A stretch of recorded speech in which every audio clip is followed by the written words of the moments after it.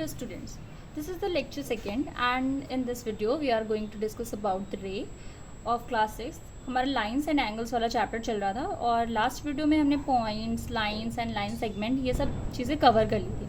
अब रे पढ़ेंगे कि रे क्या होता है. रे is a part of a line having only one and point, can extend endlessly in one direction also.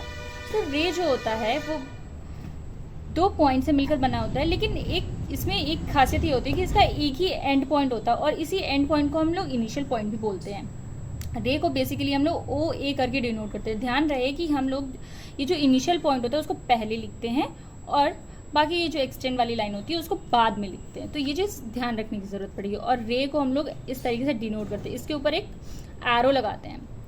तो ये रे का डिनोट. ओके, अब अपोजिट रेज क्या होती हैं. अपोजिट रेज में हम बात करेंगे कि इसमें जो ये एक इनिशियल पॉइंट जैसे कि हमें गिवन है, तो एक इधर भी रे जा रही है और एक इधर भी रे जा रही है. तो ये दोनों एक दूसरे के अपोजिट हैं रेज.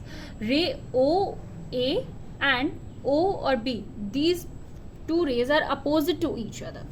हम चाहे रे को कुछ इस तरीके से भी ऐसे भी बना सकते हैं, मतलब किसी भी डायरेक्शन में बनाएंगे, लेकिन ये जो दो होंगी वो अपोजिट टू ईच अदर होंगी. बट ये ऐसे कुछ नहीं होना चाहिए, अदरवाइज ये अपोजिट नहीं होंगी.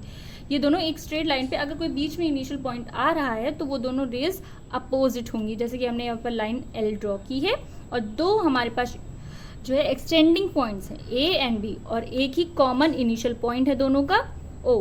तो इन दोनों में ये दोनों अपोजिट रेज हैं. Okay, now the topic is angle. कि एंगल क्या होता है. पहले हम समझेंगे कि एंगल में आर्म्स और वर्टेक्स क्या होती हैं. दो आर्म्स से एक एंगल बनता है और उनके बीच में अगर एंगल बन रहा है तो एक कॉमन वर्टेक्स भी होगा. जाहिर सी बात है कि जैसे कि ये एक इनिशियल पॉइंट था, एक रे ये गई है और एक रे ये गई है, तो ये जो दो रेज मिलकर के बना रही हैं एक एंगल, तो ये जो रेज जो हैं उन्हीं को हम लोग आर्म्स बोलते हैं. जैसे कि ये आर्म ओ और बी और ये ओ और ए है और इनके बीच में एक कॉमन पॉइंट भी है विच इज ओ. सो ये जो कॉमन पॉइंट है इसको हम लोग कहते हैं वर्टेक्स, जिसे हमने ओ नेम दिया है यहाँ पे.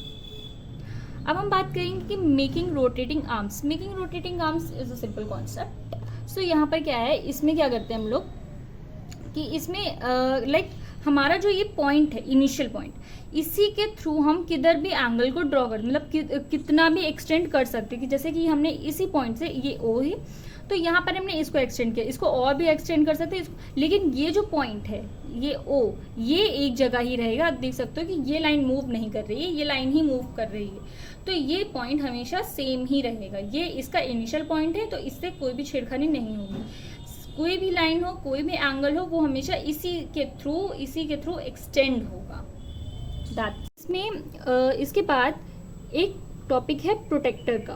पहले हम उसे समझेंगे. आफ्टर दैट हम समझेंगे कि टाइप्स ऑफ एंगल्स क्या होते हैं, तो वो ज़्यादा अच्छे से समझ में आएगा. इसलिए पहले हम नेक्स्ट लेक्चर में हम लोग पार्ट 2 में कवर करेंगे कि प्रोटेक्टर क्या होता है, फिर उसी में कवर करेंगे कि टाइप ऑफ एंगल्स क्या होते हैं.